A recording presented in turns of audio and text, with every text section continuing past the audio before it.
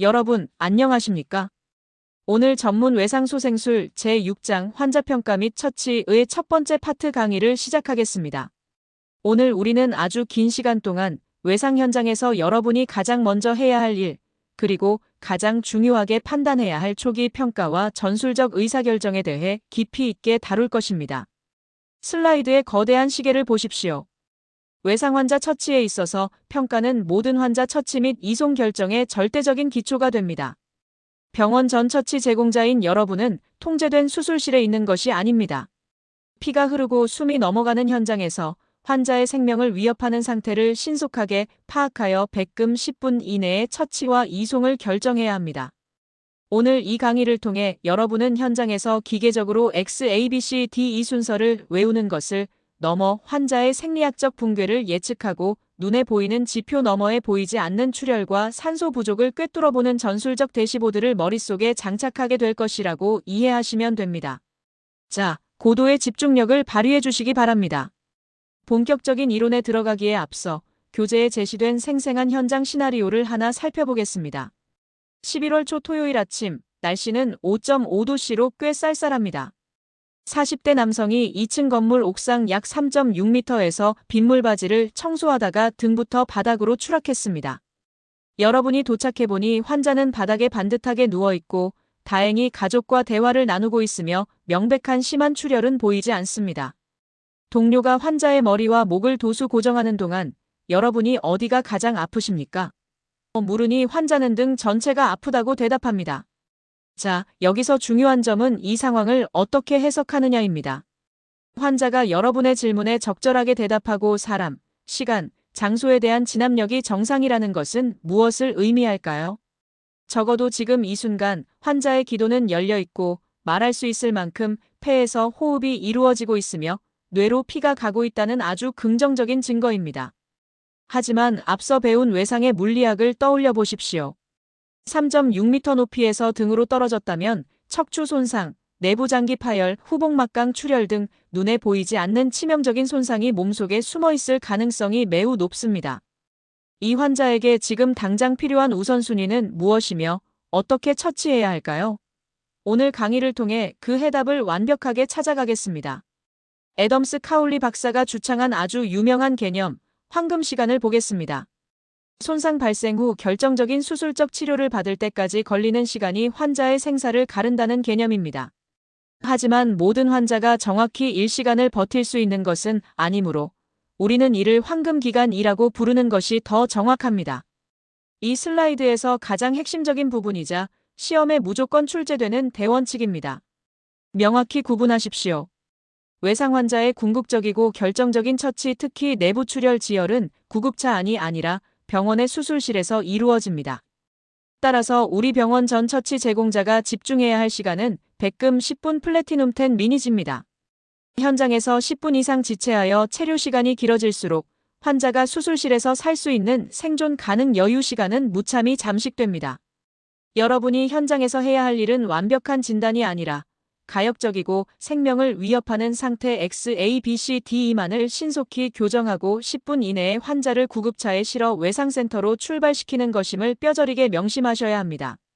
현장에서 생명을 위협하는 상태를 찾아내는 신속하고 논리적인 순서, 바로 1차 평가입니다.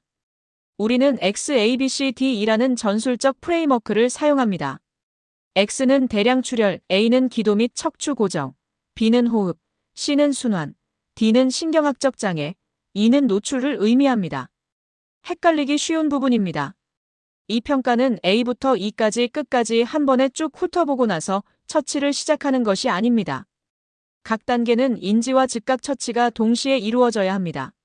만약 X 대량 출혈 단계에서 피가 뿜어져 나오는 것을 발견했다면 기도를 보러 넘어갈 것이 아니라 그 즉시 지혈대부터 묶어 출혈을 통제해야 합니다. 이전 단계의 치명적 위협이 해결되지 않으면 다음 단계로 절대 넘어갈 수 없다고 완벽하게 이해하시면 됩니다. 이 1차 평가의 목적은 세포에 적절한 산소를 공급하여 무산소대사와 젖산산증이라는 죽음의 나선을 막아내는 것입니다. 1차 평가의 가장 첫 번째 관문, 대량 출혈 X의 통제입니다. 환자의 기도를 열기 전에, 심지어 척추를 고정하기도 전에 가장 먼저 뿜어져 나오는 피부터 막아야 합니다. 출혈은 모세혈관, 정맥, 동맥 출혈로 나뉩니다. 모세혈관이나 정맥 출혈은 검붉은 피가 흘러나오는 형태로 대개 일반적인 직접 압박으로 지혈할 수 있습니다. 하지만 가장 위험한 동맥 출혈은 선홍색 피가 박동성으로 분출하며 환자를 순식간에 사망에 이르게 합니다. 여기서 과거의 낡은 지식과 현대의 전술을 엄격히 구분해서 기억하세요. 시험에 아주 단골로 나옵니다. 사지의 동맥 출혈에서 지혈대 토니켓은 최후의 수단이 아닙니다. 아프가니스탄 등 전장의 데이터가 이를 증명했습니다. 대량의 사지 동맥 출혈이 확인되면 손으로 눌러보며 지연시키지 말고 즉시 손상된 팔다리의 가장 근위부 몸통 쪽에 지혈대를 강하게 조여야 합니다. 지혈대가 바로 첫 번째 처치 수단이 되어야 합니다. 사지 출혈은 지혈대로 묶으면 되지만 지혈대를 감을 수 없는 애매한 부위에서 피가 솟구친다면 어떻게 할까요? 바로 접합부 출혈 상황입니다. 접합부란 몸통과 팔다리가 만나는 부위로 목 밑부분, 겨드랑이, 서해부사타구니 및 볼기가 여기에 해당합니다. 이곳에서 대량 출혈이 발생하면 아주 치명적입니다. 어떻게 처치할까요? 첫째, 손상 부위 근위부에 있는 큰 혈관 동맥 위를 여러분의 체중을 실어 아주 강력하게 압박해야 합니다. 둘째, 개방성 상처 내부의 빈 공간에 지혈 성분이 있는 거즈나 일반 거즈를 빈틈없이 꽉 채워 넣는 패킹을 실시하고 그 위에 압박 드레싱을 유지해야 합니다. 우측 하단의 골반 고정대 적용 기준도 몹시 중요합니다. 무릎 위 넓적 다리가 절단될 정도의 엄청난 외상을 입은 환자라면 그 막대한 물리력이 인접한 골반까지 파괴했을 가능성이 100%입니다. 이런 환자에게는 잠재적인 오픈북 형태의 골반 출혈을 막기 위해 신속하게 골반 고정대를 함께 적용해 주어야 함을 명심하십시오. 치명적 출혈을 잡았다면 다음은 기도 A입니다. 기도가 열려 있는지 확인하는 가장 쉽고 빠른 방법은 무엇일까요? 바로 환자에게 말을 걸어보는 것입니다. 환자가 일관성 있게 완전한 문장으로 대답한다면 기도가 열려 있다는 뜻입니다. 하지만 환자가 대답하지 못하거나 무반응이라면 즉각 개입해야 합니다. 첫 번째 단계는 장비 없이 손으로 하는 도수 조작입니다. 외상 턱들기나 턱 밀어 올리기 방법으로 기도를 엽니다. 여기서 척추 고정과 관련된 아주 중요한 역설을 말씀드립니다. 시험에 무조건 나옵니다. 심각한 무딘 손상을 입은 외상 환자는 목뼈 경추 손상을 무조건 의심하고 척추 움직임 제한을 유지해야 합니다. 하지만 척추를 보호해야 한다는 이유로 환자의 기도가 막혀 숨을 못 쉬는 것을 방치해서는 절대 안 됩니다. 경추 보호 장비 적용이 기도 유지를 방해한다면 장비보다는 도수 고정으로 머리와 목을 중립으로 단단히 잡은 상태에서 기도를 여는 것이 생존의 절대적인 최우선 순위라고 이해하시면 됩니다. 필요한 경우 혈액이나 구토물을 흡인하고 이빈두 코인두 기도기를 삽입해야 합니다. 기도가 열렸다면 이제 폐로 공기가 제대로 들어가고 있는지 환기비를 평가해야 합니다. 단순히 숨을 쉰다가 아니라 얼마나 빠르고 깊게 쉬는지가 중요합니다. 화면의 4단계 호흡수 트리를 보십시오. 무호흡 또는 10회 미만 정상적인 공기 교환이 안 되는 헐떡임 임종호흡을 포함합니다. 즉시 백마스크 보조 환기와 고농도 보충 산소를 제공해야 합니다. 10에서 20회 정상 적절성을 관찰하며 필요시 보충 산소를 줍니다. 20에서 30회 빠름 뇌나 조직에 산소가 부족하거나 피의 산성이 쌓여서 이를 보상하려는 상태입니다. 주의 깊게 관찰하고 원인을 찾아야 합니다. 30회 미만 비정상적으로 빠름 심각한 저산소증 경고입니다. 환자가 곧 지쳐서 호흡 정지가 올 수 있으므로 즉각적인 보조 환기와 보충 산소가 필요합니다. 붉은색 경고판을 보십시오. 실무에서 가장 중요한 액션입니다. 환자가 비정상적인 호흡을 보인다면 망설이지 말고 즉시 가슴 부위 옷을 벗겨 노출하십시오. 긴장 기흉이나 동요 가슴이 있는지 맨눈과 청진으로 확인해야 하며 긴장 기흉이 의심되면 즉각적인 바늘감압술이 환자의 목숨을 살릴 수 있습니다. 다음은 순환시입니다. 외부에 뿜어지는 PX는 막았지만 속에서 피가 새고 있거나 심장이 피를 뿜어내지 못하는 쇼크 상태인지를 평가해야 합니다. 먼저 맥박 평가에 아주 흔하고 치명적인 오해를 박살내겠습니다. 시험에 아주 잘 나옵니다. 과거에는 요골동맥 손목에서 맥박이 만져지면 수축기 혈압이 80mm 머큐리 이상일 것이라고 추정했습니다. 하지만 최신 의학 증거에 따르면 이 이론은 완전히 부정확하며 혈압을 과대평가하는 아주 위험한 오류입니다. 손목 맥박이 만져진다고 해서 환자의 혈압이 안정적이라고 안심하면 절대 안 됩니다. 혈압 수치보다는 맥박이 비정상적으로 빠르거나 불규칙한지, 빈맥, 그리고 피부가 창백하고 차갑고 축축한지를 종합적으로 파악하는 것이 훨씬 중요합니다. 또한 모세혈관 재충전 시간 2초 이상 지연도 좋은 지표지만 추운 환경 저체온증에 있거나 특정 약물을 먹은 노인에게서는 쉽게 왜곡되므로 맹신해서는 안 됩니다. 만약 쇼크 징후가 보인다면 가슴마간, 복막강, 복막 뒤공간, 골반, 널쩍다리 양측 등 피가 리터 단위로 고일 수 있는 5대 내부 출혈 은닉처를 의심하고 신속히 촉진해야 합니다. 산소와 혈류 문제를 파악했다면 이 피가 뇌까지 잘 가고 있는지 뇌 기능을 평가하는 D단계입니다. 과거에는 명료 언어, 통증, 무반응으로 나누는 AVP 유척도를 썼지만 너무 단순해서 정확성이 떨어지므로 외상에서는 선호하지 않습니다. 우리는 반드시 글래스 고훈 수척도 GCS를 사용합니다. 눈뜨기 E 4점, 언어 V 5점, 운동 M 6점의 합으로 평가합니다. 여기서 헷갈리기 쉬운 부분이자 최신 임상 트렌드를 강조합니다. GCS 15점 만점을 다 계산하기 힘들다면 운동 점수 M 하나만 보셔도 됩니다. 환자에게 손가락 2개 들어보세요 라고 했을 때 명령을 정확히 따른다면 M 6점, 그것만으로도 전체 생존율을 매우 긍정적으로 예측할 수 있습니다. 단, 반사적으로 손을 움켜쥐는 것과 헷갈리면 안 됩니다. 통증을 줬을 때 팔을 안으로 구부리는 겉질 제거 자세 비정상 굴곡 와 밖으로 뻗는 대뇌 제거 자세 신전 반응은 매우 불길한 징후입니다. 하단의 심각도 게이지를 보십시오. GCS 점수가 8점 이하라면 환자 스스로 기도를 유지할 수 없는 중증 뇌손상 상태이므로 즉각적이고 적극적인 기도 관리 기관 내삽관 등을 필수적으로 고려해야 합니다. 1차 평가의 마지막 노출 2입니다. 노출되지 않은 신체 부위가 가장 심하게 다친 부위일 수 있다는 외상의 격언이 있습니다. 겨울철 두꺼운 점퍼나 바지 속에 끔찍한 관통상이나 골절이 숨어 있을 수 있으므로 과감하게 옷을 잘라내어 환자의 전신을 확인해야 합니다. 하지만 반드시 지켜야 할 법의학적 금기 사항이 있습니다. 시험에 자주 출제됩니다. 환자가 총격이나 칼부림 같은 범죄의 피해자라면 옷을 자를 때 총알구멍이나 칼이 통과한 부위를 직접 가위로 자르면 절대 안 됩니다. 이는 법의학적 증거를 훼손하는 행위입니다. 또한 벗겨낸 옷을 비닐봉지에 넣으면 습기가 차서 DNA가 파괴되므로 옷은 반드시 종이봉투에 보관하여 경찰에 인계해야 합니다.